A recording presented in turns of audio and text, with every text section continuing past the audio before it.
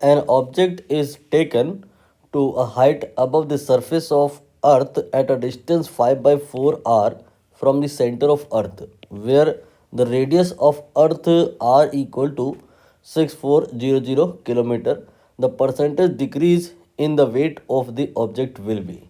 Summary क्या है कि एक ऑब्जेक्ट है, उसको अर्थ की सरफेस से कुछ हाइट पर ले जाया गया है, और हाइट यहाँ पर इनडायरेक्टली गिवन है, क्योंकि जो हाइट है वो डायरेक्टली नहीं गिवन है। जिस पॉइंट पर ले जाया गया है उस पॉइंट की from the centre distance given है। बताना ये है कि वहाँ पे जो ग्रेविटी होगी कंपेयर टू सरफेस कितना परसेंट डिक्रीज हो जाएगी।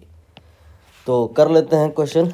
ये हमने अर्थ बनाया और यहाँ पे एक पॉइंट कंसीडर किया, सरफेस ऑफ अर्थ।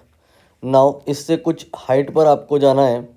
यहाँ पर हाइट डायरेक्टली गिवन नहीं है यहाँ पर, लेकिन इस पॉइंट का, पी पॉइंट का सेंटर से डिस्टेंस गिवन है।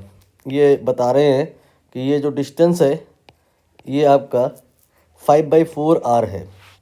इसको स्मॉल r से आप रिप्रेजेंट करते हो 5/4 r, और जो आपका C से S तक का दूरी होगा that will be capital R। Here is radius of अर्थ।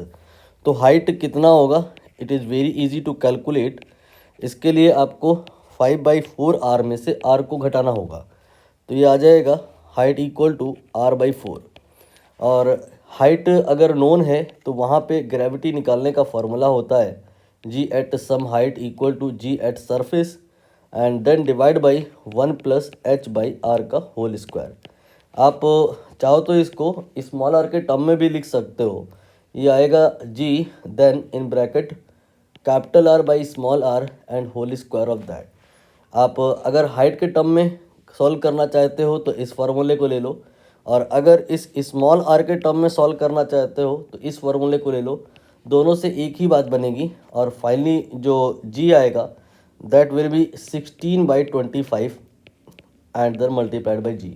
आप रख करके एक बार देख लो, मैं दिखा देता हूँ कोई एक फार्मूले में। ये वाला मुझे ज़्यादा सहूलियत दे रहा है तो मैं इस पे रख रहा हूँ स्मॉल r का वैल्यू 5/4 देन r। यहाँ पे r कैंसिल होगा, स्क्वायर करेंगे, 4 का स्क्वायर 16, 5 का स्क्वायर 25, 16/25 आ जाएगा। तो सरफेस पर जो ग्रेविटी थी GS वो g के बराबर थी, और हाइट पर जो ग्रेविटी है वो आपकी निकल आई है 16/25 g। तो यहाँ पे ग्रेविटी में जो डिक्रीमेंट हुआ है वो कैसे निकलेगा, g में से आपको 16/25 g घटाना होगा, तो ये आपका 9/5 g आ जाएगा। यहाँ पे ग्रेविटी में कितना डिक्रीज़ हुआ है ये नहीं बताना है, कितना परसेंट डिक्रीज़ हुआ है ये बताना है। मतलब आपको डेल्टा जी नहीं बताना है, डेल्टा जी बाई जी बताना है। तो डेल्टा बाई जी, ये आपका जी डिवाइड हो जाएगा तो जी कैंसिल हो जाएगा, ये आपका 9/25 आ जाएगा। ये रिलेटिव चेंज है, रिलेटिव चेंज भी नहीं बताना है, परसेंट में बताना है।